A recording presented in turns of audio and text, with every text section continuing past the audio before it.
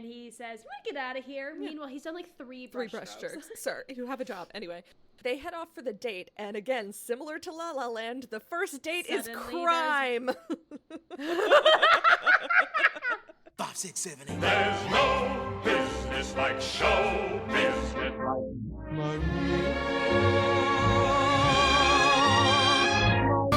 Mamma mia, here I go again. My Of the music of Okay. Yeah. Wow. It's I have such silly stuff about reviews and reception for this cannot film. wait to hear about it. So, y'all, welcome to 5678, a movie musical podcast. This week, we are doing Xanadu from... Oh my god. What is it, 1980? 80. Yes, 1980. The 80s The cusp. were a lawless decade. And as we were saying earlier, this honestly should have been called Xanadu, The Audacity. The Audacity. Because what the hell was this movie? I'll say now a thought that I had while watching the final number, which is... It's my least favorite part. In some situations, less is more, and sometimes situations, more is more, and they definitely went for a more is more attitude, and they really shouldn't have. Yeah, no. But that was also the 80s. Yeah. Like, the 80s was a decade of decadence, and, like, you want sparkles and holograms and, like, every single special effect that we learned how to do. And, we're gonna do it all in this movie. And you know what? Roller skating. Roller skating. You know what? Oh, wow. Okay, I had never seen this before. I obviously knew the concept of the film. Not the plot, but, like, the concept of, like, disco roller skating over the top. All I knew was that there were roller skates, and that didn't help. Yeah, all right. So, let's dive into this one. We start with synth and disco music. And just starting strong. A plane circling an Earth that turns into a UFO. On the Universal Pictures logo. I was so confused by that. Yeah. And it lasted way longer than I thought it would. Way too long. Oh, man. Yeah. But then we get the title Xanadu, and then we cut to a California beach at sunrise, and we see Gene Kelly playing a clarinet. On the beach. In a way that I don't think you play clarinets. I wouldn't know. I've never played a woodwind before. And I could be super, super wrong, but he was doing it like you do a trumpet, where, like, if you're in, like, a big band, like you up can, in like, the air. go up and down. I don't think that's how you... Maybe you we're do wrong. that when you're, like, Clarinet in players, a jazzy clarinet. you know, correct us. Don't at me. Oh. But yeah, then a young man. Yeah, it's like we get like a artist medley of like paintbrushes and him drawing and like ripping up a painting. In his apartment. Yeah, lots of arty shots. And like you have the strong feeling that the hand that we see doing the drawing is not the actor. Oh my god. Not even a little bit. Yeah, definitely. Also, oh my god, I forgot about this note. You know who choreographed this film? And Yes, I do. Yes, this is Kenny Ortega. He's back. He's back. We can't escape Kenny Ortega. All right, long story short, anyway. we see a young man with a strong jawline, and he's a troubled artist, and we know he's a serious artist because he's wearing a vest. Oh, yes. And Though to be fair, it was many... the late 70s, early 80s. Vests were abundant. Doesn't excuse it. And he's also working with so many mediums. We see him working with like oil pastels, acrylics, pencil, ink. Yeah. And I'm just like, pick one and do one well. Yeah, exactly. So it feels like he just doesn't have a focus. So finally he's like, oh, guys like me shouldn't dream anyway. And he rips up his most recent drawing and then litters out the window. You know how I feel about littering. Before he even throws his sketches out the window, as first line of dialogue of this movie, when I heard the dialogue and I heard how it was delivered, I said, oh no. This is gonna be an adventure. But yeah, you're right. He absolutely defenestrates by tossing his sketches out the window. And we see them like float through the air. They fly for a long time. Like magic. What magic? And they land by a mural of the 9 Greek muses.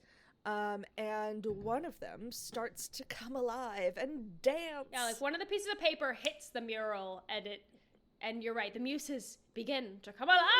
Yes, and so they start to dance, and each of them slowly wake up, and then we get our first song, I'm Alive. Now, this movie was almost a Footloose situation in which all of the sung music was actually just background tracks, but there were a few moments in which it didn't. Mostly Olivia Newton John's like disco ballad and then like the group dance numbers. So that saved this from being a Footloose situation in which all of the songs were actually background music. But this is background music now. It's our first song, I'm Alive. Yes, and we've got some high kicking muses and they're all in like kind of jewel tone toga dresses and they all become alive one by one by one. And then finally the last muse to become alive is Olivia Newton-John. And, Dame in Olivia case you were wondering, I forgot. And in case you were wondering, yes, dear reader, these muses are wearing leg warmers. Yes, they are.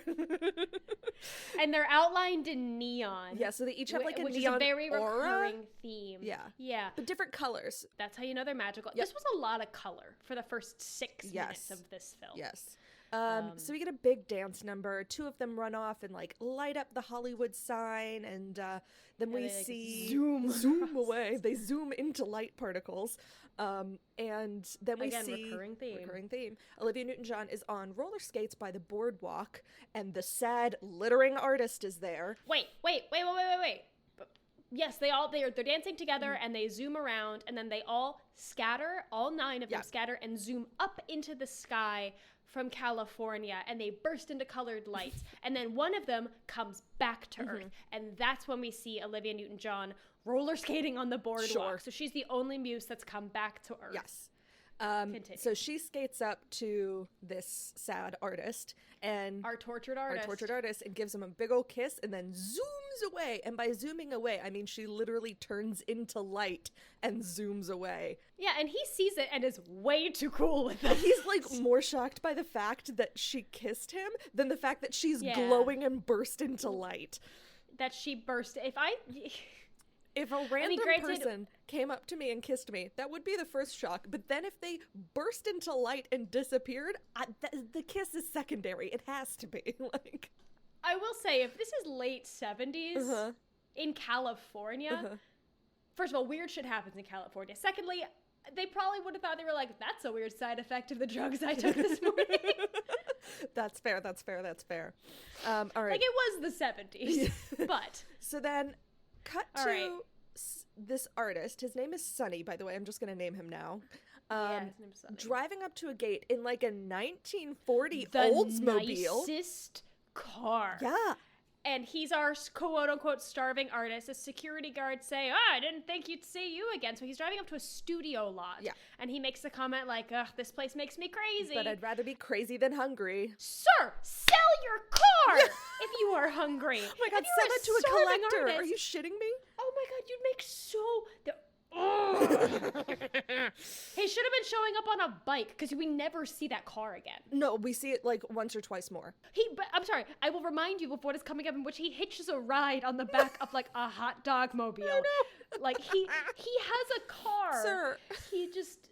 Anyway, so silly. Oh, and the fact that he steals a moped, we'll get there. Okay. Oh my God. So we cut to a basement. A basement artist studio. We are in a building that belongs to Airflow Records. We learn our tortured artist's name is Sonny Malone, and he has a job with a couple other artists who we're about to meet, painting large-scale versions of album covers for promotional purposes, like outside of music stores and billboards and stuff like that. And he's good. Before we had large-scale printing. Artists. Yeah. Exactly. We meet the other artists that kind of rib him for coming back. So essentially, Sonny had said, peace out, fuck this, I'm leaving for good. I'm going to go out and make it on my own as a serious artist. Yeah. No survival job for me.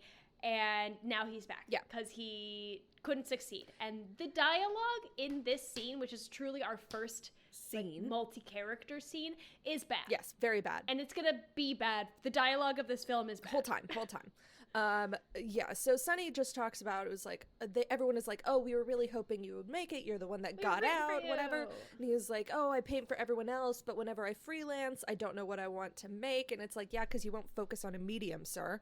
And you keep throwing your sketches out the window. suddenly, Boss Man appears. His name is Simpson. Simpson. Yeah. He says that he agreed to take Sunny back because he's the fastest replicator. But in a very La La Land vibe, he's like, just recreate the album covers. Don't put in your fancy touches. No jazz. No jazz. Only Christmas music. Only Christmas music. Oh my god. So, and the boss, I believe, gives him his next assignment. just this Which album is an cover. album to start enlarging, and Sonny looks at it and it's an exterior shot of a building, and there's like a girl on roller skates kind of looking over her shoulder directly into camera, and it's Olivia Newton John. It's the muse that he saw this morning, and he's like, holy shit, what are the chances that she's on this? You know what? I'm not gonna paint this right now. I'm not gonna do my job. Leave and try to go find out who she is. Yes. There's a big theme of him not doing any work, and it happens again. It happens so many times, and I'll point out every single one. The logic. So, but then we cut he goes to like Sonny HR at the, or something, or yeah, payroll. he goes to the HR. Yeah, he goes. I forgot about this. He goes to HR being like, was she a paid model on this on this photo shoot? Do we have any of her contact info? And the boss is like, she never filed with W-2. She doesn't exist. I didn't pay her. I don't care. So then he goes to the photographer. The photographer says, look, there wasn't even supposed to be a model in this shoot. It was just supposed to be the exterior of this building. And then it's like, I was just shooting film, and then this random girl showed up and jumped into frame for 1 second. Yeah. I didn't even see her until we were developing it. And of course, like, this is, oh gosh, I hit my mic. And of course, like, this just happens to be the shot that the artist wanted. Yeah. So And he's like, you are useless. I'm going to go back to the scene of the crime, and I'm going to go back to the boardwalk. And he just, like, with a big old gay divorcee vibes, just starts asking random people, have you seen this person? Yes! I literally thought, I was just like, it's just how like big could London be? Oh my god. So Sonny goes back to the boardwalk. It's like everything is like 70s, 80s vibes except for his classic fucking car. Anyway, so we walk back to the beach, and Sonny hears the clarinet playing, and we get Gene. Oh, Gene Kelly. Yeah. And again, correct me if I'm wrong, but I don't think you play a clarinet like a trumpet, Gene Kelly. Gene Kelly. Well, I don't know if clarinet playing is his entire forte. I don't think he's good at a lot of other Gene things. Kelly, clarinet player, is not the first thing that pops into my mind. It's not the first thing on his business card. No. But anyway, and then Sonny hears this clarinet playing, and then goes up to this player who is Gene Kelly, and he like rudely asks if he can play a more upbeat song. It's like, you're depressing me. Yeah. And so they start chatting, and Sonny, like, they start talking, and Sonny starts talking about his job and what he does, and this guy, who I'll just say now, his name is Danny. We don't find out for a while. But yeah. So Danny says, oh, I used to work in the music industry, but I'm retired now. And in the middle of this conversation, Sonny sees the girl, Olivia Newton John, skating by and just like dips out of this conversation and runs after her. Conversation with Gene Kelly, like, and Gene goodbye. Kelly's like, love. What you gonna do? And so she doesn't hear him or doesn't stop, and like, so he goes and asks these two ladies if he can borrow their moped, and they're like, that's fine, just bring it back yourself. What? No. And then he's riding the motorbike. And then you know what he doesn't do? Sidewalk. Bring back the motorbike. Bring it back. You know what he does instead? He drives it off the fucking pier. Yeah, he chases after Olivia Newton John, and you can tell they're filming this on different days because the weather is so wildly inconsistent. But he sees her, and he doesn't look where he's going, and you know what he doesn't do? He doesn't return that motorbike. Instead, he lands it on the bottom of the ocean because he drives it off the fishing pier. God bless that stunt double. Oh, man. So he like a dummy crashes over the side and into the water, and she like waves at him from a boat and then like turns into light and disappears Turns into again. light and zooms away. And so he goes and like walks up the boardwalk stairs to get out of the water, and Danny is there and is laughing at him like, don't do that, you insane person. And so, but he invites him to get a cup of coffee. So Danny and Sonny, because you know the Pacific Ocean is not very warm. Not warm. So cut to a coffee shop. Danny and Sunny are chatting, and Sunny explains why he's looking for her. He's like, you know, she just like kissed me out of nowhere, and then I like go back to this job that I hate, and she's on the cover, and that's just weird, right? And Danny's like, well, do you think it's weird? Because it sounds like you're not going to give up looking for her, so then why categorize it as weird anyway? And he's like, you're totally right. In fact, I'm going to leave this conversation again. And being like, go find this girl. For her. Oh my God. And this is when Sunny leaves the diner that they're at and like runs into someone he knows. It's a hot dog truck, he like painted the truck truck for him, basically. Yeah, and so the driver of the truck's like, hey, Sunny, good to see you. Love what you did to my truck. Yeah. Definitely just like some not foreshadowing, but just like what's the word I want? Background information. Yeah, exactly. Guy's name is Big Al, and he's like, hey, where are you going? And Sunny's like, oh, I'm going in this direction. And Big Al's like, oh, bummer, I'm going in the opposite direction, but I'll give you a ride. Fuck it. And instead of getting in the car, like there's a normal another person, seat, Sunny just holds on to the back of this van. He's suddenly in roller skates, we didn't mention. Yeah, that's the thing. Where do the fucking roller skates come This from? happens all of the time. The roller skates just appear and then disappear as needed. So surprised, Sunny now has roller skates on, and he just like gets towed behind this hot dog truck. And at this point, I made a note to myself where I was like, all of the acting is so stiff, and was that a style of the time? Like, if we watched another movie from 1980, is that going to be the style, or was that the directing? Right, or both? I don't know. The only person who had charisma was Gene Kelly. Yeah, but also like. Think Gene Kelly's acting style is not from the 80s. It's from like the 50s. Yeah, 60s. exactly. I just want to say, Gene Kelly in this movie is like 68, and he can get it. He is still so attractive. Like, it's I thought he was older, actually, but he can get it. It also explains why his last wife, there was a 47-year age difference. Yeah. Sunny decides to get off not where he said he was going to go, but because they drive hot by dog that truck abandoned drives building past the abandoned building that's from the album, and he's like, it's like an old discotheque. Yeah. And Sunny's like, hey, this is that. Maybe that girl will be here. Yeah. So he just like dips from the hot dog cart, and the guy's like, are you sure? We're in an abandoned area of Los Angeles. This is not a safe space. This is not, and he was just like, yeah, I'll be fine. So then Sunny's just skating around this abandoned building, looking around. I guess he doesn't care about his job. No. But then we hear what I can only describe as sparkly music. Some faint singing, and he sees an open door and goes in, and suddenly the skates are off of his feet and around his neck. So now he's walking around in socks in an abandoned building, and I am like, tetanus. But he found like a propped open door. So he sneaks in, he finds this dark theater, music is playing from somewhere, and we hear a woman singing. And then we see Olivia Newton John skating around the main floor of this abandoned discotheque. Yes. And so Sunny's like up on a balcony, sort of like upper up on tier. like a second tier. And the song Magic is playing, which is sung by Olivia Newton John, but the character is not singing right now. Right, exactly. She's just like zooming around, the ethereal, kind of like disappearing and reappearing, not just like within shadows, but like physically disappearing and reappearing, fading in and out. Yeah. So he calls down to her and is like, what the fuck? This is now the third time that I've seen you in 24 hours. Like, what's going on? And she's like, yeah, it's super weird. Someone must be setting us up. And he's like, I didn't do this. And she's like, I didn't say it was you that was setting us up. But then she like fades into nothing and appears somewhere else, and he's way too cool about it. I know. He's like, I'd like to see you again. And she fades in and out. She goes, we'll see each other again. And she knows his name. Yeah, and she's like, bye, Sunny. And then she skates away into the distance and disappears. And he's like, wait, what's your name? And then over the wind, we hear her whisper, Kira.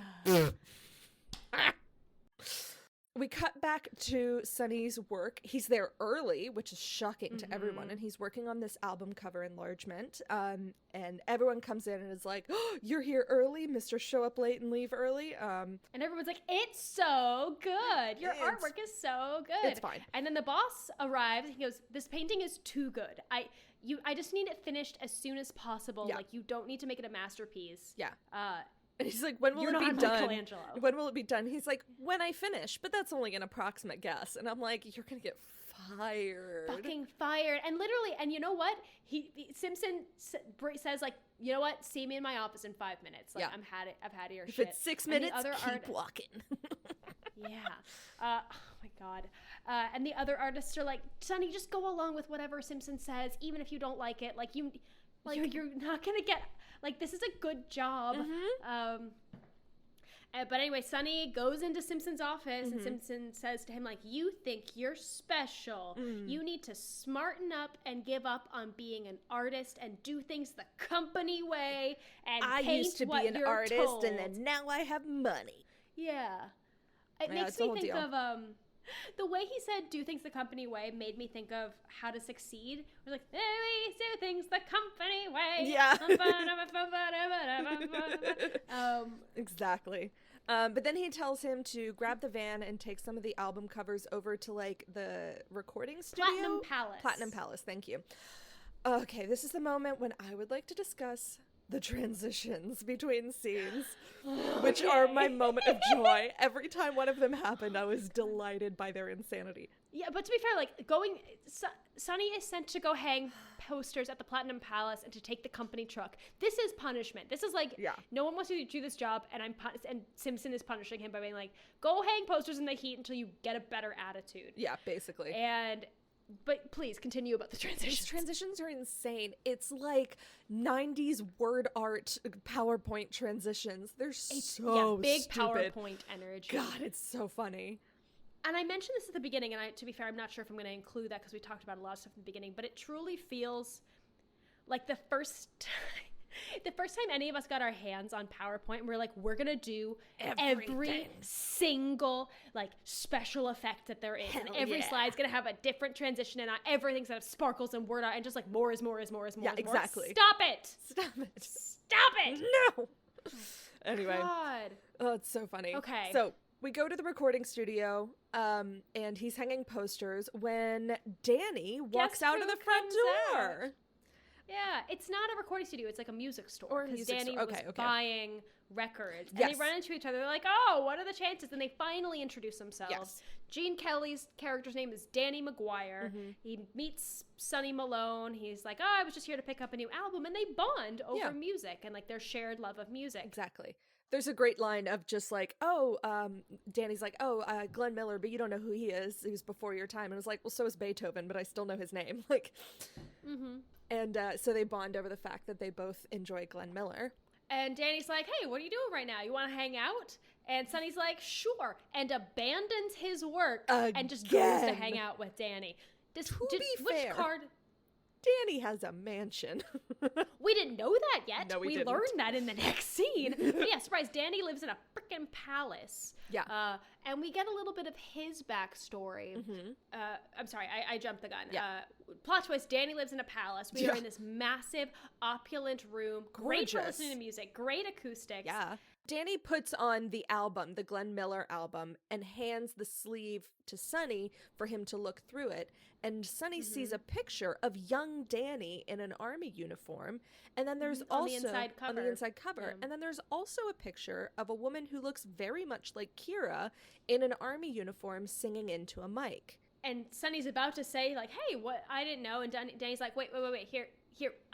And there you can hear me. Hear this clarinet? I'm playing This the clarinet? clarinet. That's me. So, that's me. So, Danny was a professional musician, and he toured, and then he opened up his own club in New York. Yeah. But then it's kind of vague about what happens after that. Sonny's like, "Well, why'd you give it up?" Yeah. And Danny's like, "It was a turning point in my life." And Sonny's like, "Was it because of the girl in the album?" And Danny's like, "How did you know?"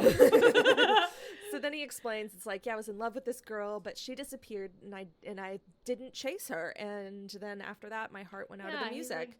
He's like, "I thought she'd be back." And she then she never came back, and I never heard the music again. And yeah, and then he's like, "Oh, that woman singing on this album, that's her."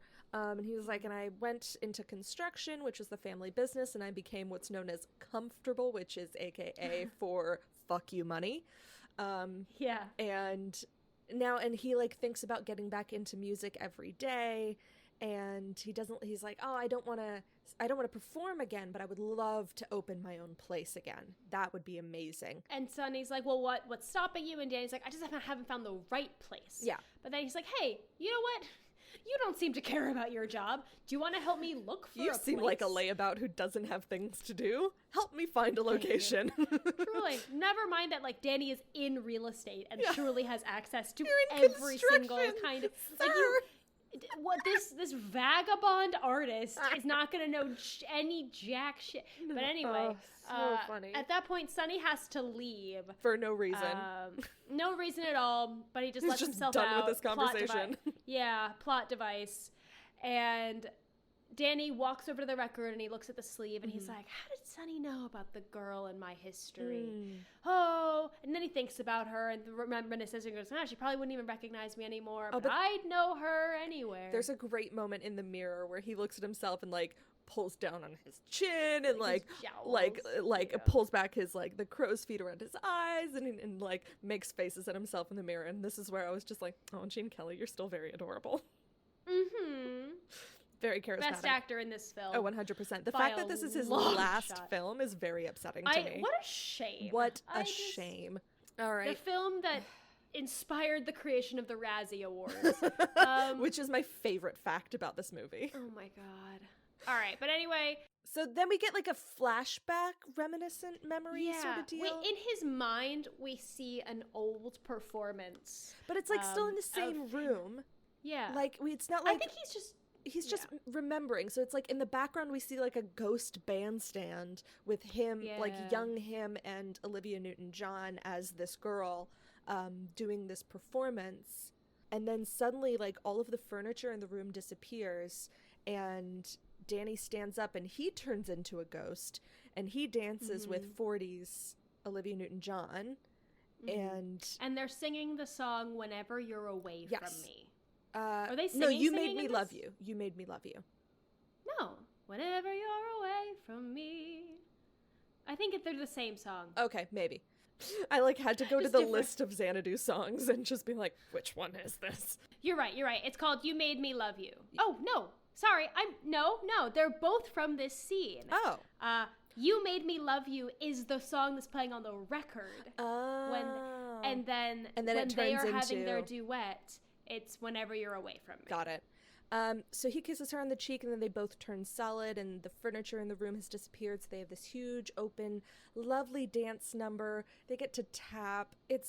We get Gene Kelly dancing. Oh God, it made me so happy. How lucky is Olivia Newton-John? She has said that it is the highlight of her career, period, is that dance number with him, and I can absolutely understand.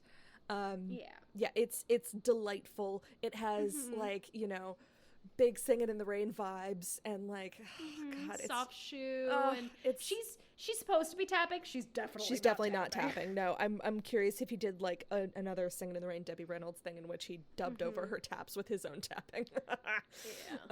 So anyway, honestly, it's my biggest moment of joy is this dance scene. It looks so effortless. He looks so happy. Honestly, he gets so much joy from dancing that it bleeds through the screen and you're just like, you feel it with him. He's just so joyous. This is my moment of joy is this song, like no silly roller skating, just good old fashioned dancing. And like you can tell he's inherently a better dancer or has better training because he has the extension in his arms. Oh yeah, that she doesn't. It's all about transitions. She's doing her best. She's doing great. And honestly, again, I think it's very much like the Little Colonel thing where he adjusted his skills to match hers, and you can tell that like he could. I think he could have done more. You can tell And he does do more later. In those, like, very quick, like, because I remember watching this dance and being like, oh, I wonder if he just, like, doesn't have the speed that he used to. He like, fucking he's does. older, he's 68. And he does. But I think you're absolutely right. And I think he just kind of and he choreographed this dance. This was not Kenny Ortega. He specifically, and this is one of my fun facts later on, was just like, I will do this movie if I can choreograph my own dance number. I won't work with anyone else because I know how to choreograph myself. Fair enough. And like he did it it was like that sequence, there was like no one else in the room. It was him and Olivia Newton John, one other choreographer that he was friends with who could look from the outside, and the camera operator, and I think like 2 PAs, and that was the only people in the room whenever they did this number. And it was, it's beautiful. It's a delight. So the song ends and the memory. Oh, here's the fun fact about it. It's that this choreographed song or dance that he did is very much inspired, if not like very identical to the choreography in the film he did with Judy Garland called For Me and My Gal. Yeah, very similar. So the song ends and the memory fantasy ends, and he sort of goes and sits back down. All of his furniture reappears, and he sort of comes back to life, basically. Cut to the painting studio. Sonny and has arrived, and it's like late at night, I think it is, and he's like come to finish the painting. And so he's like, we see him show up. He gets about like 3 brush strokes in, and then he's like, I'm done with painting. God, I was so mad. Anyway, but also Kira appears. Yeah, Kira appears, and then she disappears, and she reappears next to him, and she goes hello and scares him. They chat, and he tells her about Danny asking him to help him find a club. And he's like, I don't know where to look. And she goes, well, what about where we were earlier? The roller rink, disco, whatever it's called. And Sonny's like, it's a dump. And she says, use your imagination. You're an artist. And he says, you want to get out of here? Meanwhile, he's done like 3 brush strokes. Sir, you have a job. Anyway, they head off for the date. And again, similar to La La Land, the first date is crime.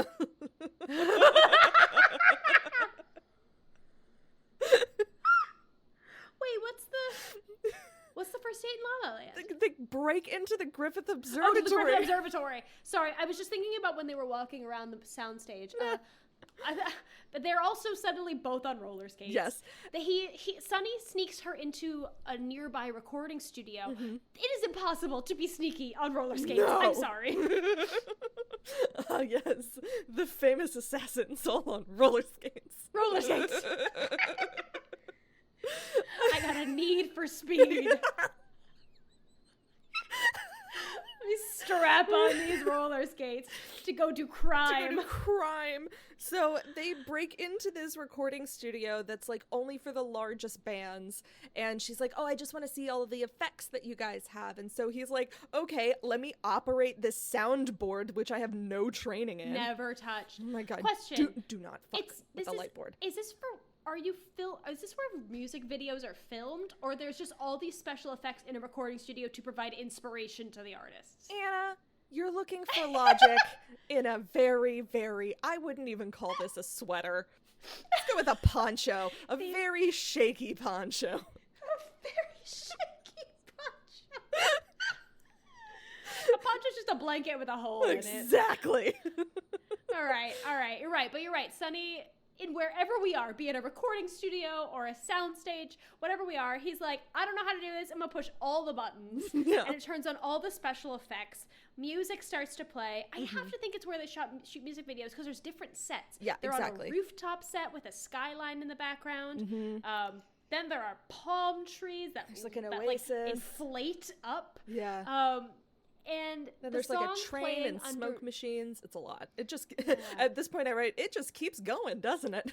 It just keeps going. And the song Suddenly is the song that's playing in the background. Neither of them are singing, I don't think. But it is Olivia Newton John singing the song, but just like in the background. There's like a really cute homage very quickly to Singing in the Rain where they have umbrellas and they skate around each other. I cannot get over how much the lead actor looks like Heath Ledger. Oh my God, me too. Holy shit. The entire time I was like, you look like Heath Ledger. You look like a B-level Heath Ledger. and your acting is not nearly on Heath Ledger's level. Holy shit, no. But he looks like Heath Ledger. Okay, thank you. I thought that I was crazy. Yeah. No, you're not crazy. Yeah. So then okay. the song ends, and just as they are about to kiss, Simpson, the boss, appears. Our waiter, Simpson, who's just trying to do his job and manage these fucking artists. And no goons, just this goddamn waiter. Yeah. And he's like, a boss. Malone, is that you? And he's like, no, it's not me. It's someone else. And they like scurry away on skates. and then Simpson yells after him, do you have any idea how much this equipment costs? Like, they skate away having done their crimes. And the boss tries to turn off the machine and it like sparks and he's like, stop, Sonny. Like, it's all very funny. They're like walking around Los Angeles and getting to know each other. And Kira, suddenly they're like at the abandoned discotheque. And Kira says to Sonny, I don't want you to close your eyes to the possibilities. Like, this place could be anything that we want it to be. And you know, your friend has a dream and you want to be involved in something you believe in. Maybe his dream is big enough for both of you. And then we get more transitions. It's very funny. So then we cut to Sonny driving in that very fancy car, driving up to the abandoned building with Danny. And Danny is like, this looks like a dump. What are you talking about? And Sonny's, why have you brought me to this abandoned building that's definitely going to collapse? This decrepit Sonny's place. like, keep an open mind. Yeah.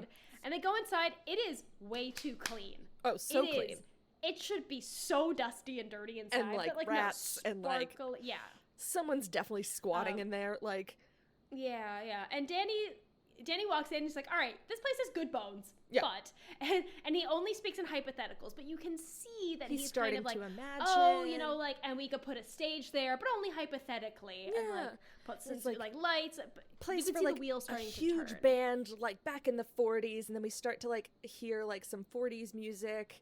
And like we see his imagined big band and like, you know, girls dancing and guys in suits. With the the performers in like white tuxes, and Sonny's like, oh no, I'm thinking like rock and roll band, and then we see Sonny's vision 80s glam, of just like,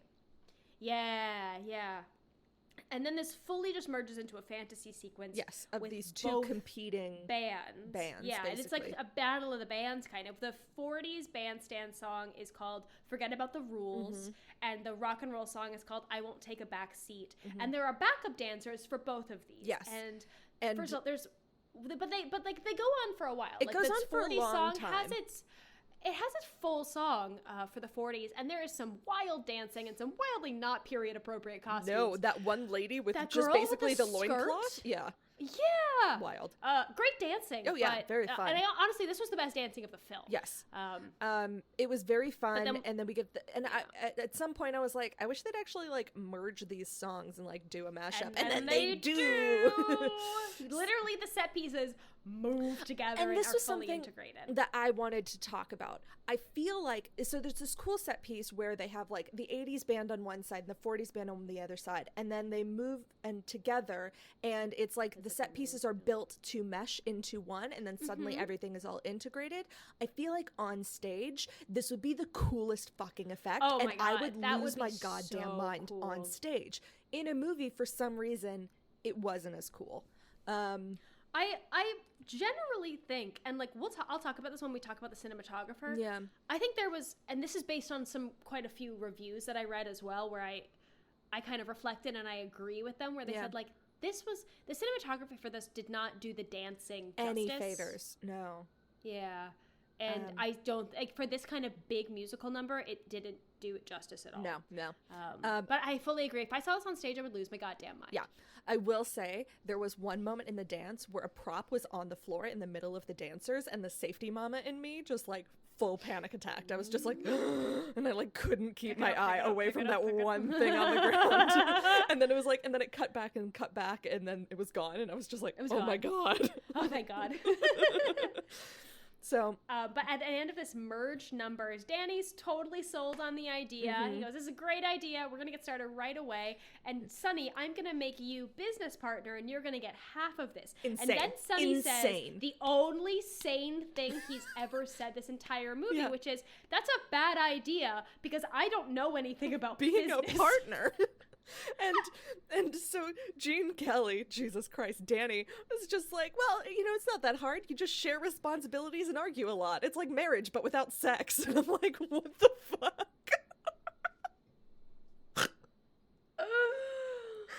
Oh, it's so funny. Then through a plot device, Sonny has to leave to the car to go get a flashlight. So Danny is alone. And he's kind of looking around, being like, what should we call this place? Yeah. And just then, Kira appears out of nowhere and quotes, this shows you how little I know. What I thought, I literally wrote, the Bible? It's not. It's not, it's a poem. The name Xanadu comes from a poem by Samuel Taylor Coleridge from 1816 called Kubla Khan. Yes. And I know nothing. So I thought, and I knew Bible? the Bible was wrong. The Bible? Could you imagine this movie, the title of it is a reference to the Bible? To the Bible, listen, we've already done Jesus Christ Superstar. The audacity. But I literally wrote like 4 question marks on my screen right now.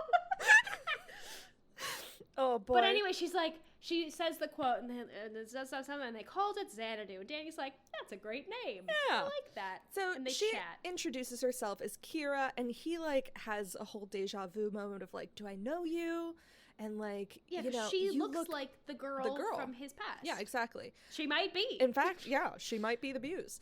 But he shakes it off when Sonny comes back, and they tell him the name, and they all repeat the name one at a time. Xanadu. Xanadu. Cut to Sonny doing the thing that no artist should do, and he quits his day job. Yes. He literally goes to the art studio We and he just fires talked about himself. this in La La We Land, just Sonny. talked about this in Sir, La La Land. Do not quit your day job. Do not quit your day job. Then we cut to Sonny and Kira at Xanadu, drinking champagne and toasting to the club. Oh, did we skip the part where he fires himself? I said that. Oh, okay, it's very quick, where he goes and he quits his day job by firing himself. Yeah, in front of his boss. Insane. But so they're at the soundstage. They toast to Xanadu. They drink their champagne, and Sonny tries to kiss Kira, and she says, "Don't." And they have no chemistry. No, not at all. There is zero chemistry between them, but we're supposed to believe it. And Sonny talks about I don't know anything about you, and he asks very valid questions I don't know where you live. I don't know your last name. And she gives him non sequitur answers, bullshit answers that are faintly alluding to the fact that she's a Greek muse. Or he's like, "Where do you live?" She goes, "On the 2nd floor," meaning Mount Olympus. Yeah. And she's like, ask me no questions and you'll get no lies. And he's like, yeah, but I won't get any truth either. And I was like, that's probably the smartest thing that you've said this whole movie. He's really wised up in the last 5 minutes of this film, except for quitting his day job. Yeah. But then they kiss, and then they turn into cartoons. We get Guys, an animated sequence. I had to stand up and walk away from my computer. I did. I because I had done my dramaturgy before watching this movie, and so I knew that there was an animated sequence, but I didn't quite understand what that meant, or if it was sort of a Mary Poppins thing where there's animations around. Yeah. That's what I thought it was going to be, is that there's animations around these live people. No, they fully turn into Fern Gully, Thumbelina animated people. And then they become fish, and then birds with leg warmers. Oh my God, Jesus fucking Christ. It made no sense. It's a musical song. It's a song during this. It's called Don't Walk Away. It's essentially their courtship. Yeah. Or just them falling in love with each other through cartoons. I knew this was coming. If I didn't know this, if I was watching this in a theater and knew nothing, and this happened, I would have to stand up. I don't know what I would do. I feel like I would be vibrating with confusion. And then it's over. And then we never discuss it again. He's never what was that? And do you know why they did this? Because they thought so they wanted one more song, and they were like, you know what's easier is to throw in a weird animated sequence rather than finding a way to wrap this into the plot. What? I wish to have been a fly on that wall when the producers the were like, audacity. We got no more ideas. and no more ideas. Let's just throw, you know what's popular? Cartoons. Let's just throw in an animated sequence. Oh my god, it's so stupid. And here's the thing, there are many more songs to come. Yeah. This is the one that you couldn't cut? Honestly, they could have just done a dance sequence. Another one. Real quickly of them falling in love. Or just do a medley thing of them going on different dates and falling in love more with this shit in the background. Or you know what? You know what I really wish we had seen more of? The construction. Yeah. Because and I say that because the next scene is we see Danny cheersing with the construction workers that they've completed their first week of construction. Yeah. And he gives, Danny. Yeah, and Danny gives one to Sunny. They toast each other. And then Kira shows up and Danny's like, I'm going to need an outfit for the opening night party. It's the first week of construction. What are you talking about? You should not be planning so many things. an opening. And so if they had used the song, that Don't Walk Away song, as a montage of I don't know, Kira and Danny helping with construction. Yeah, and, or planning, or that whole thing where she's Yeah. more of an active part of creating this idea, which is the Yeah, whole instead point of of just her. Cutting however 5-6 months of construction or whatever, Yeah. however long construction takes. And But no, honestly, we if they had, and immediately if this go. celebration had been this is our cheers to we have 1 week until opening night sort of deal, that would have made perfect. way That more would've been sense. perfect. They should have asked us. Instead of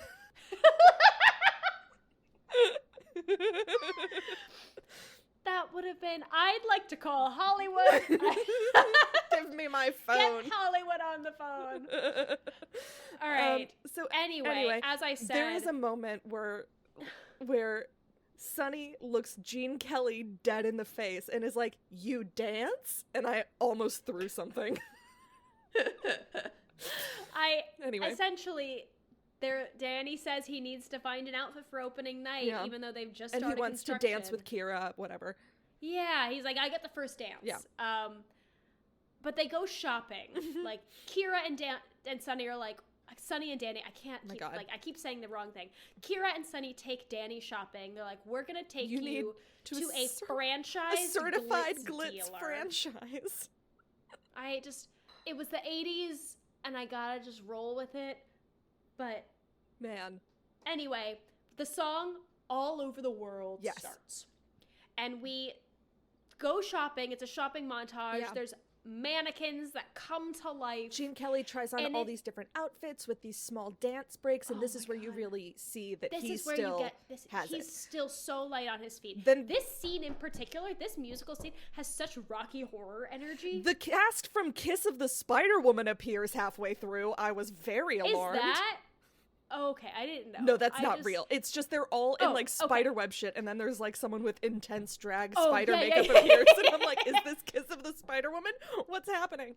No, big Rocky Horror energy. Yes. And this is truly okay. So at the end of a fireworks show where they just do every single thing, they're just and what do we have left? Light it all. Literally everything, and you see, especially at Disney when it's really choreographed, where they have they've been giving you 1 or 2, and there's different kinds, and in the end, the finale is just fuck it, all pull out all the stops, all switches on. That's this number because there are so many special effects by the end. Yeah, it was to the point where I was like, I don't even know how to describe this song. I don't know how to talk about it because so much is happening. None of it is continuous. Is this supposed to be our 11 o'clock number? No, it's Xanadu not. is the 11 o'clock number. Xanadu. Yeah. No, Xanadu's the finale. Well, yeah, I guess. No, It's a the very 11 long o'clock finale. number is her ballad. Yeah.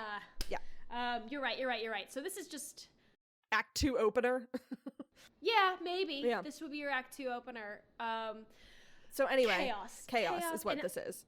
And anyway, at the back of in this store, as we fade out of this song, sort of we see ends. Sunny and Kira slow dancing amidst the chaos, and then we are at the discotheque Xanadu, and they are still slow dancing, and we see Danny watching them, but he's on the phone talking to investors or whomever. Like, he's like, all right, there's another guy there. he is, but I thought he was on the phone. Oh, Okay, I thought he's not. All right. I don't know. You're He's right, talking you're right. to I probably thought someone. he was on the phone. He's talking to someone, and we get the lovely plot device of him announcing, like, we're opening tomorrow. Bring everyone. The place does not look ready to open tomorrow. No, it does not.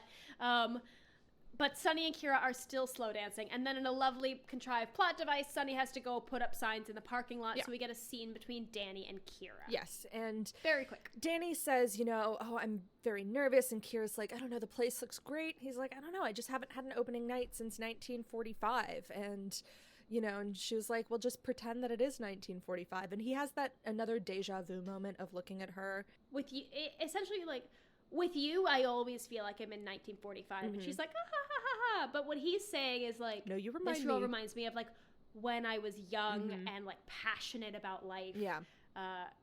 Anyway, so Sunny But yeah. comes back, and then Danny immediately is like, go home. Yeah. And we see Sunny and Kira walking along the beach at dusk, and they say they really love each other and they kiss, but then she's upset and she makes these vague protestations of like, it wasn't supposed to happen like this. I wasn't supposed this to have hurts too much. feelings. Yeah. Yeah, and she's like, there's something you need to know. I'm a muse, and I'm the daughter of Zeus. And he kisses her And to interrupts her, interrupt which I hate. Like, you crazy girl. Like, you don't know what you're talking about. So she grabs Yeah. the dictionary. Y'all, it goes off the deep end from here on out. She grabs the but dictionary. we are at their apartment. We're not still on the beach. Oh, We're right, at yes. their apartment, and they're still having this argument. Oh my god.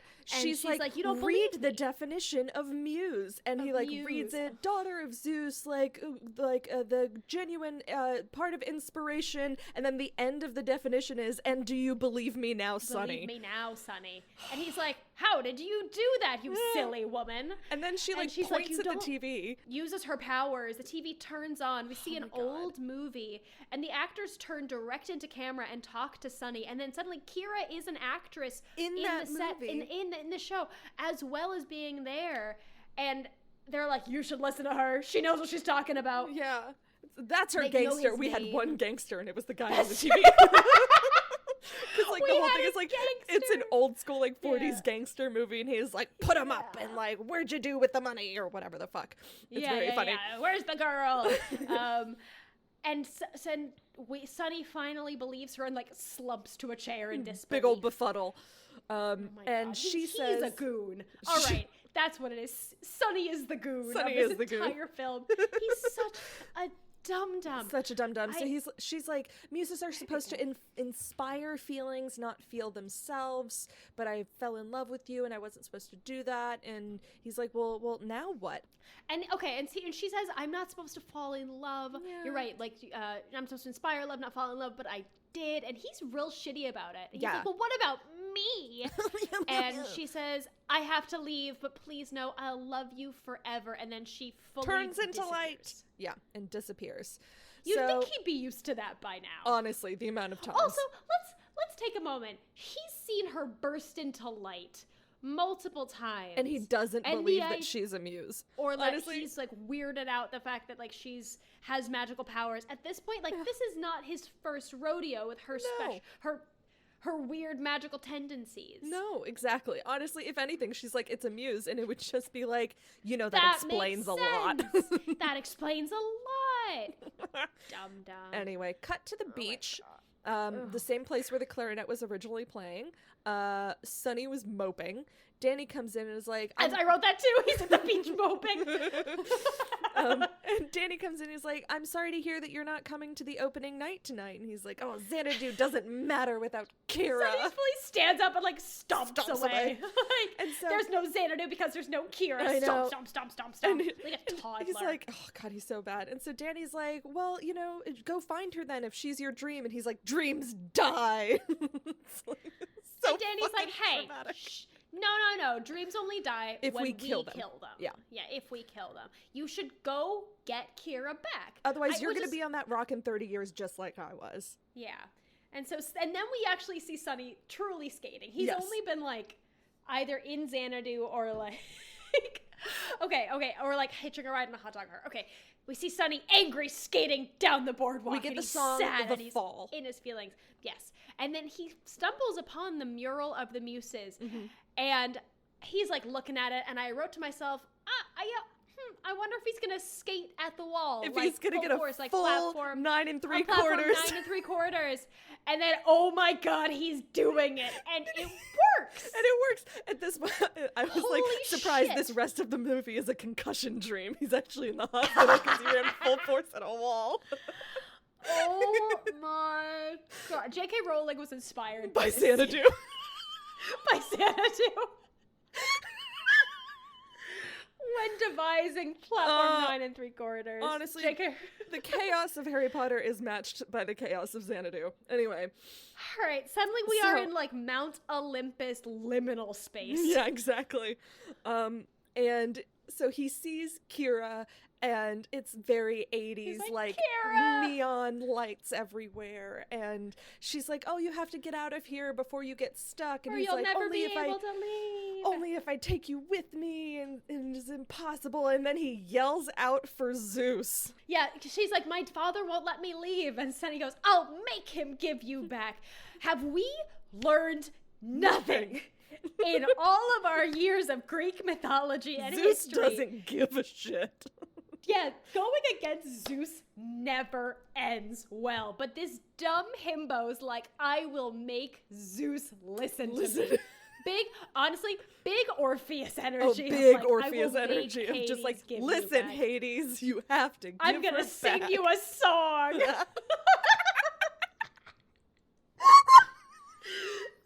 Oh boy. All right. So, and then Zeus fucking And answers. Zeus is like, what? No. No.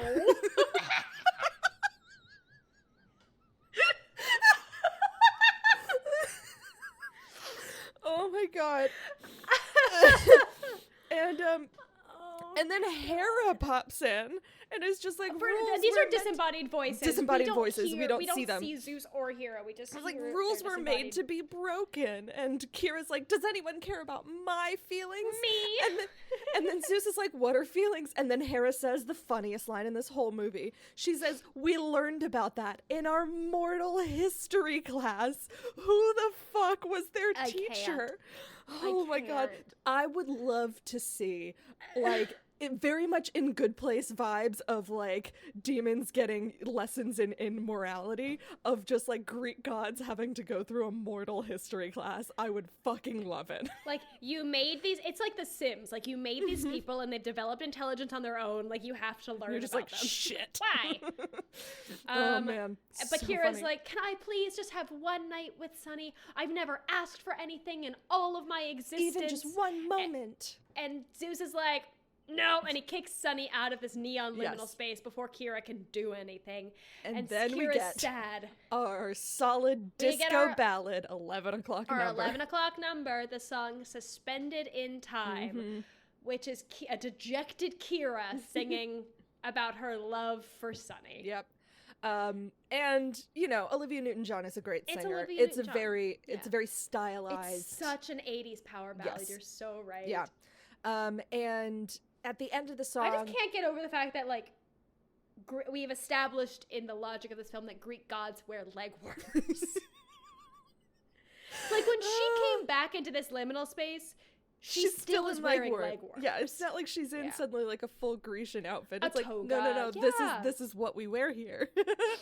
Yeah. And so All right.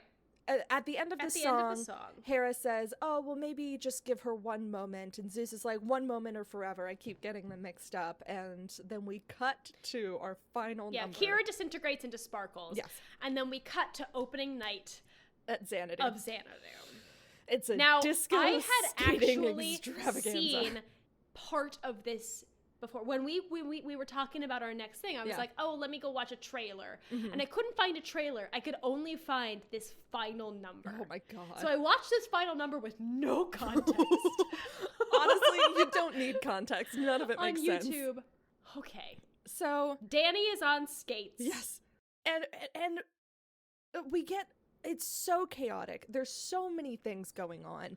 There's like the gangster grown-up lollipop guild like goon people show up. They're all in like seersucker clown suits, and then like there's all of these like skaters it's together, like roller skating teams. Yeah, like, and it's like all of the boys are in blue and all of the girls are in pink because of gender, and then we get all of these people like dancing on bars, and they look like David Bowie somehow, and like there's water features. There's water features. There's mirror features. The set is circular with a rounded, raised stage in the middle. So the roller skating track is essentially just like going in a big circle around this center stage. Yes. And I'll call it a song, but it's really just the ensemble skating, clapping in rhythm, and going Xanadu. Xanadu. Yeah. The acting, the ensemble acting in this I'm number. sorry, Anna. What acting? Oh, you mean just these dancers really trying hard not to focus falling? Not to fall over? Yes. I will say the dancing isn't really impressive, but it's really just because they're trying to do things on roller skates. And that in and of itself is impressive. I will give them a big, like, grain of Kudos. salt. A big roller skate shaped grain of salt. Then Kira appears as the lead singer in a wild outfit. That jumpsuit. It's sequined jumpsuit with built-in leg warmers. Yeah, well, and it's like her pants from like the waist to the knees are blousy bloomer types, and then from the knees down, it's just tight. It's very They're like weird. harem pants with leg warmers. Yes. It's very 80s. Sunny is there. Sunny and Kira dance, and they're just like, okay, like no conversation was had. Like, cool, we're back together again. There are earth tone. There are so many children in this discotheque. Truly. It's very weird. And I guess, to be fair, roller skates had a big heyday at this time. But, like, you know who's good at skating? A lot kids. Yeah. So they just had a lot of kids as extras. Yeah. The song sort of culminates, and the central mirror column that's in the center of this floor rises up. That definitely wasn't there like 2 minutes ago. Wasn't there 2 minutes ago. Rises up, and there are 8 women in there, which are the rest of the muses.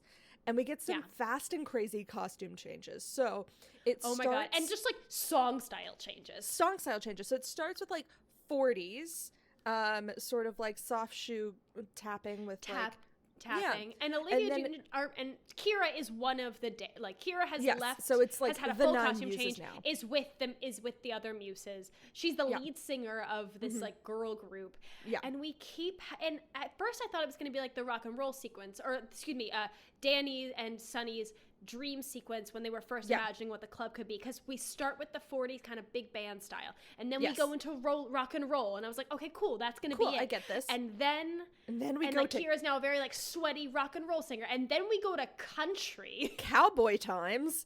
I'm just like, what is happening? And then we get a bit of a country song. And then they transition into white alien outfits, and she comes out as Queen Alien. Full tinsel goddess. I know. And then another costume change, and then they're back into their muses costumes from the mural dance when we first met them. Yeah. And I was right. At this point, I couldn't tell if these were the muses or not. Yeah. And I was like, I think there's 9. I think with Kira, there's 9. So when they were in there, finally revealed these costumes, I was like, yes! I was right. And so, like, the song starts to end, and she blows a kiss at Sunny, and then all of the muses disappear into sparkles. Zoom up into light, and they all leave, and everyone's way too cool about it. No, the thing is that we see Sunny there looking at an empty stage, and there is no one around him. It is an empty space, and I'm like, when is this? And then... but we see Sunny be sad. Yes, Sunny's sad, and then he turns away from the center stage and starts to walk towards the end, and that's when people start to reappear and enter frame and dance again. And it made me think of La La Land when Mia comes out of the bathroom and everyone is slow motion dancing, but everyone kind of fills in, and as they get closer and they mix more, the tempo picks up. Yeah.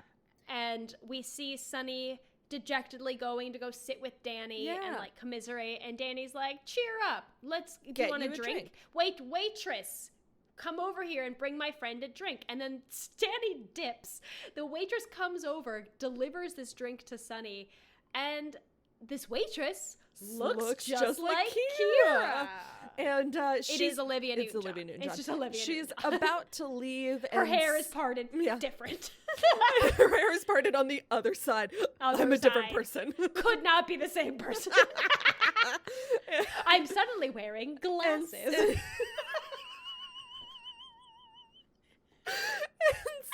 And Sunny stops her from leaving and is like, oh, wait, I just want to talk to you. And then we don't hear any of their conversations. The credits start to roll over them just flirting. chatting and flirting and talking with each other. And that's the end. And that's the end of the film. And it says the end. And then underneath it in the script, it says made in Hollywood, USA. And I burst into laughter. See, as soon as they started to roll credits, You were done. I exited out. I was done. Yeah, I was like no more. finishing up my notes and I was like, the end question mark? And then it literally wrote out the end. And then underneath it in cursive, it says made in Hollywood, comma, USA. And I burst into laughter. As if I couldn't tell. Oh my God. Oh my God. Holy All right, shit. I absolutely need a drink. Yeah. I know it's 10 a.m. for you. Fuck it. I need Put a it in drink. the fuck it bucket. I'm gonna go grab one. Oh my God. That was. Wow. I wanted it to know what it was. You know? Mm-hmm. I wanted it. It felt very confused. It felt very confused because I just think it took itself way too seriously, and it would have been much more successful Yes. if it had just like leaned into the camp, Which the stage musical does. and that's why the stage musical was so successful. What are you drinking? I have a canned sparkling Pinot Gris. Ooh, I have a little Americano, not the coffee, the cocktail. What did you think of this? It wasn't a good movie. I didn't have a bad time watching it, if that makes sense. Yeah. Like, there wasn't a character that I hated. Like, in State Fair, I hated Jerry, and so, like, there was a bit of a bad time I there. didn't like. I didn't find Sunny redeemable or intriguing at all. No, but he also didn't necessarily do anything wrong, and so That's I didn't true. That's true. hate him. Whereas Jerry was a actively dick bad. and did several things wrong. I mean, Sunny did not great things. Like, I don't like the way he. I don't know. He was just kind of Dismissed. Yeah, he was very dismissive and just like dumb. Yeah, he's just a big old Dumbo. So, yeah, it wasn't a good movie. It's upsetting to me that this is Gene Kelly's last feature film. He deserved better. It's upsetting to me that Olivia Newton John, this is her only solo credited was supposed movie. to launch her solo career, and it didn't. I wonder if when they were filming it, they could tell it was bad. I don't know. And I wonder if it would have done better with a smaller budget. Like if they Like, had they leaned got into, so like, the distracted. B-movie camp. Yeah, like they got so distracted by the amount of with money all- and also like the extra special effects that they could had do, yeah. that it ended up confusing the tone. So, anyway, what about you? What'd you think? I didn't like it. I really didn't like it, and I didn't find it redeemable. Mm-hmm. Because again, I just wish they had choose a direction. Like it was a very, very silly movie that took it itself way too seriously. So if they had changed it to make it more serious and like cut out all the, it's a ridiculous concept to take seriously. You can't take this concept seriously. Yeah. So either if they had completely changed the plot, and took it seriously, or just gone about it differently. All right. Shall we do some drinks and dramaturgy? Yes, please. I would love nothing more. Cheers. Dramaturgy report. Dramaturgy report. All right. This was directed by Robert Greenwald, who is the founder of Brave New Films, which is a nonprofit film and advocacy organization. But he launched that in 2000. So before 2000, he was a producer and director of more than 65 TV movies, miniseries, and films, as well as major theatrical releases. His body of works, I didn't recognize any of the titles, but they featured many well-known actors today. So he directed a film called Breaking Up, which starred Russell Crowe and Salma Hayek, A Woman of Independent Means with Sally Field, The Burning Bed with Farrah Fawcett, and then Xanadu, for which he won the inaugural Golden Raspberry for Worst Director. Yeah. Like, in his body of work, he has 25 Emmy nominations, 2 Golden Globes. He has a Peabody. He was awarded Producer of the Year by the AFI in 2002. He also has a Razzie for Worst Director. Yeah. So very the first Razzie for Worst Director. So in the grand scheme of things, a lot of accolades that are really, really great and respectable. There's just, and then there was Xanadu. Yeah. So, cinematography-wise, again, the cinematographer was Victor Kemper. He's an American cinematographer.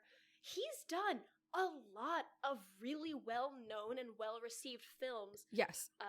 He was a cinematographer for Clue. Oh, I fucking love that movie. I could talk about that movie for 3 podcasts. I know, and like other well-known films like National Lampoon's Vacation, and my personal favorite from his list of work, Beethoven from 1992. The dog. Starring the dog. Starring the Saint Bernard. And then obviously he did Xanadu. Yes. So that's that for that. Interesting. You want to talk about actors and casting? You know, I have actually decided to not do the disservice to either Gene Kelly or Olivia Newton John, to use this movie to focus on them. Are you going to talk about Michael Beck? No, I'm not, actually. Okay, so I'm not going to talk about actors and casting today. Instead, I'm going to focus on the Electric Light Orchestra, which was a huge part of the music. Amazing. Yes. Love it. So we'll get there. But I was thinking about it and I was like, I cannot do Gene Kelly the disservice of choosing this when we have an American in Paris to go. Like, and like, I could not do Dame Olivia Newton John the disservice of using this movie to talk about her when we have Grease to go. Like, I always forget that she's a dame.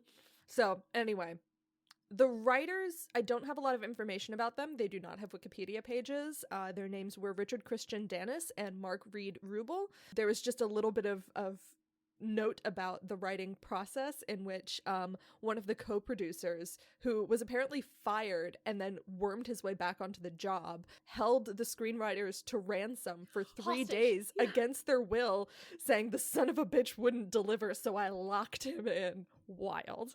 So the screenplay, the film was originally conceived as like a low-budget roller disco picture. There was a few of those that had come out, sort of in the vein of $1 Million Mermaid, in which there was like a rash of aqua musicals, and then in the 80s there was a rash of like disco roller skating musicals.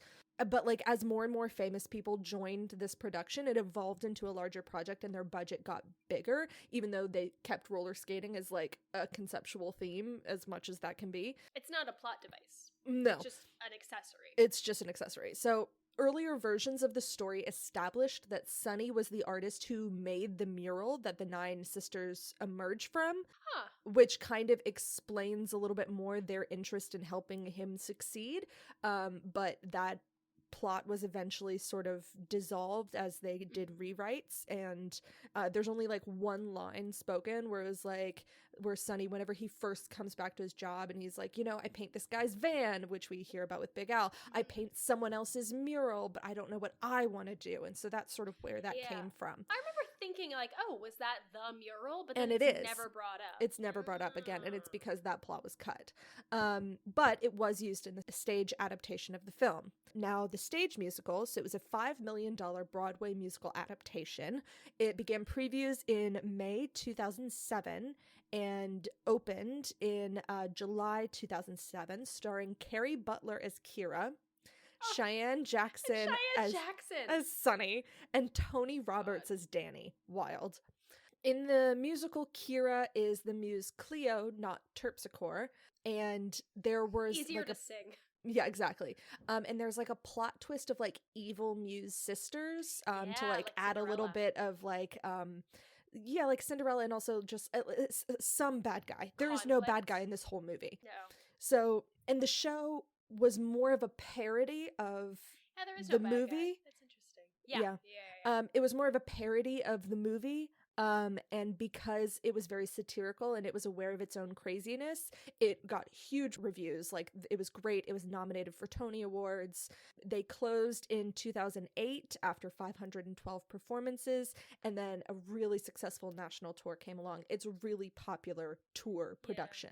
Which is crazy because you think about logistically, they're roller skating on stage, which is such a risky thing. Dangerous. To do. So, like I said, I'm not going to focus on actors and casting this time. Instead, I'm going to focus on the Electric Light Orchestra, which created most of the songs for this show. So they are an English rock band formed in the 1970s with Jeff Lynne, Roy Wood, and drummer Bev Bevan, which is a great name. It's like John Johnston. So their music is characterized by a fusion of pop and classical arrangements and like futuristic iconography, like what they thought the future would be in the 70s and 80s. After Roy Wood left in 1972, Lynne became the band's sole leader and arranged and produced every album and writing nearly all of their material. Jeff Lynne, Bev Bevan, and keyboardist Richard Tandy were the only consistent members. They had other people come in and out, but those were like the three core people. It was formed out of their desire to create modern rock and pop songs with classical overtones, which is like this whole movie is that concept, which is perfect then for this. It derived as an offshoot of Wood's previous band, The Move, which Lynne and Bevan were also members of. In the 70s and 80s, they released a string of top 10 albums and singles, including 2 LPs that reached the top of the British charts, the disco-inspired Discovery in 1979, and the science fiction-themed concept album Time in 1981. So during their original 13-year period of recording and touring, they sold over 50 million records worldwide and collected multiple awards. From 72 to 86, they accumulated 27 top 40 songs in the UK and 15 top 20 songs in the US. They hold the record for having the most Billboard Hot 100 top 40 hits without a number 1 single of any band in US chart history. Oh, and in 2017, the key members were inducted into the Rock and Roll Hall of Fame. So these were the people who created most of the music. They worked with Olivia Newton John to write the songs and the music, but most of the singing that you hear in the background is this band, ELO. Cool. Okay. As we've mentioned multiple times, this film was not a big hit. Mm-mm. To the point that Universal actually canceled press screenings of this film because they were not confident in how it would be received, and then it went on to get really only negative reviews. Horrible reviews. It had a $20 million budget. The set of the of Xanadu alone, like stage, the discotheque, whatever, cost $1 million. Oh my god. In 1980. So what's $1 million from 1980? Yeah. It only made $23 million against its $20 million budget. Yike. However, the soundtrack, as you mentioned, did you mention this? The soundtrack was a major hit? You just talked about ELO. I didn't mention it, but yes, Okay. it was. Yeah. The soundtrack, however, was a major hit. It went double platinum in the US and the UK. Mm-hmm. And it contained 5 top 20 singles. I have a couple sound bites from reviews. So Are you going to say my favorite one? I'm not sure. Variety called it a stupendously bad film whose only salvage is the music. Roger Ebert gave it 2 stars, described it as a mushy and limp musical fantasy. Yep. With a confused story redeemed only by Newton John's high spirits and several strong scenes from Kelly. Yeah. And then I have a quote, and I'm not actually sure if it's who it's attributed to. Not even spandex and over-the-top musical numbers can save Xanadu from questionable acting, unimpressive effects, and a story unencumbered by logic. No, my favorite review is Xana don't. Yeah. And Xanadu was released at the same time as another musical, Can't Stop the Music, and it was the double feature of this that inspired John J.B. Wilson to create the Golden Raspberry Awards, or as we know them, the Razzies, which is an annual event, quote-unquote, dishonoring the worst in cinema for a given year. Yep. This film inspired that, and Robert Greenwald won the first Golden Raspberry Award for Worst Director, and the film was nominated for a total of 6 other awards. Oof. Do we want to talk about singing and dancing? Yeah. The dancing Gene Kelly's dancing was my moment of joy. Always. Whenever you're away from me. That doesn't redeem the film, but it certainly made that part more bearable. But it's my homework. I'm like, go watch that. Okay, good. It's very cute. I loved it, and the dancing in the fantasy sequence whenever they first go to the abandoned building, where they imagine the 2 different bands and then they collide. That dancing was spectacular, I think. Very technically difficult, and some crazy tricks and stunts, and then the melding of the two was very fun. But other than that, there's not a lot of true 80s dancing that you can do on roller skates. Like, there's a lot of lyrical stuff. You can do like some lyrical stuff in roller skates, but it's hard to do disco and roller skates. It's hard, like, pick one and do it well. One or the other. Yeah. And then with singing, it's really just Olivia Newton John singing. It's really just like, Michael Beck doesn't sing in this film. And are we calling this a musical? Barely. It's really just because she has that ballad. Barely. Yeah, she has that ballad. Most of them happen as background music. Whenever You're Away From Me becomes them singing that together. They do sing that together. Yeah. Oh, and like her performing the finale. But that's a performance. That's a performance. Barely a musical. My biggest gripe, we've both said our moment of joy, which is that dance number, which is going to be my homework.